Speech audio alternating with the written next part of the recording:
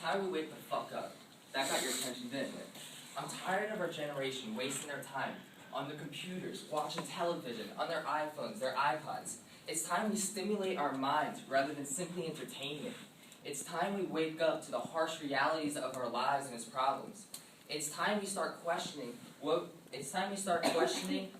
things in our lives that we normally let slip by because we're too lazy to figure out the truth. The fact of the matter is, more information is available to us nowadays compared to what there ever was, but we're too lazy to utilize that information to actually make a difference and stand up for what we know is right and wrong. Well, I'm here today to inform you about just one of our many problems that we need to fix right now. Behind the ostensible government is an invisible government, owing no allegiance and acknowledging no responsibility to the people, as quoted by Theodore Roosevelt. Now, I'm sure many of you have heard of the Federal Reserve, but do you actually know what it is? It is the central bank of the United States. It is the only institution in charge of the money supply for the entire nation. Well, why, you may ask, is this a problem? Because according to Congressman Louis McFadden, in a speech done as late as 1934, the Federal Reserve is one of the most corrupt institutions the world has ever known, and it has only gotten worse since. You see, the common misconception of the Federal Reserve is that it is a governmental agency that is in charge of the money supply to power the United States economy. But don't let the name federal deceive you. The Federal Reserve is actually a private corporation run by bankers, not the government. It is also extremely secretive and powers the U.S. economy without any limitations or oversight. This is in direct conflict with our Constitution. According to Article 1, Section 8 of the Constitution, Congress shall have the power to coin money and regulate the value thereof, not private bankers. It may seem like I'm spitting a lot of political jargon at you right now, but let me explain the horrors that is happening on a daily basis. You see, the United States constantly wants to spend money that it simply does not have. So they go to the Federal Reserve and they exchange U.S. Treasury bonds in exchange for Federal Reserve notes. This is why if you take out a dollar bill, you will see Federal Reserve note written at the top. But the Federal Reserve simply prints this money whenever they want, essentially creating it out of thin air.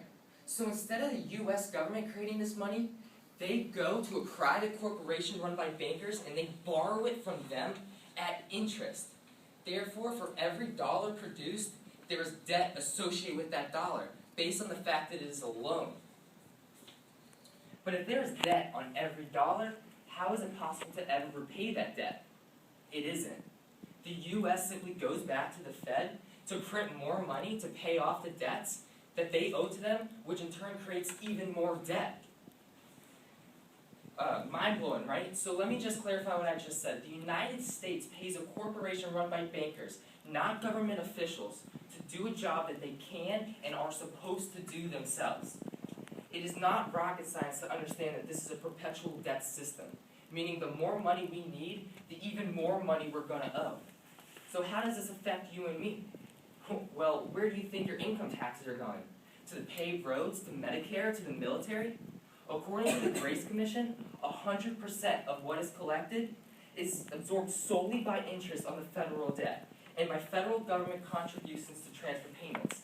In other words, all individual tax revenues are gone before one penny is spent on the services which taxpayers expect from their government. And with the average American having to pay 25% of their income to the income tax, that means the average American works 3 months out of the year merely to pay off the government's debts to the Federal Reserve. 3 months out of the year that you are enslaved to the Federal Reserve. It's time we change the system. The Federal Reserve Act of 1913 is what brought doom and debt to this great nation. We need to repeal this act. We need to take back this country from the greedy elite bankers. No more shall we be enslaved by them. No more shall we give our hard-earned money back to the people who created it out of thin air, further deep in their pockets. If this act gets repealed, we can imagine a better, more stable economy, one without such a huge gap between that 1% and the rest of the population. But if we stand by and watch this corruption take place, we will soon witness another Great Depression, this time on a much, much larger scale. I urge each and every one of you to not only repeal this act, but to get educated. Don't think your only education comes from textbooks and professors. The best education could be done by yourself, simply by logging onto the computer or doing research through unbiased resources. Hopefully I've reached some of you on the urgency of this problem, because at the end of the day, what we all value as money is just another piece of paper.